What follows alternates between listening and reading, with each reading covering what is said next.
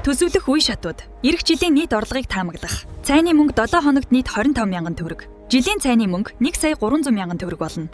Зарим 7 хоногт цайны мөнгө илүү гарах, баярын үед дутах үе гардаг. Төсөвлөх үе шат. Ирэх жилийн нийт орлогыг таамаглах.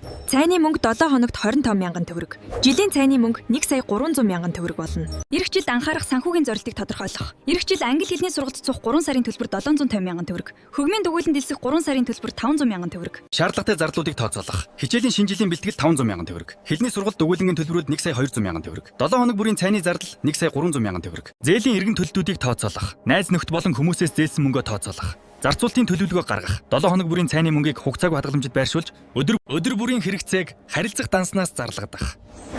Том худалдан авалт, сургалтын төлбөрийг эцэг эхийн төсвөлтөд оруулна. Сар бүр шаардлагатай өөрчлөлтийг хийх. Тухайн сард илүү гарсан цайны мөнгийг хадгаламж руу хийх. Зарцуултын дүнгээ гаргаж төсөвсөн дүнтэй харьцуулж үзээрэй.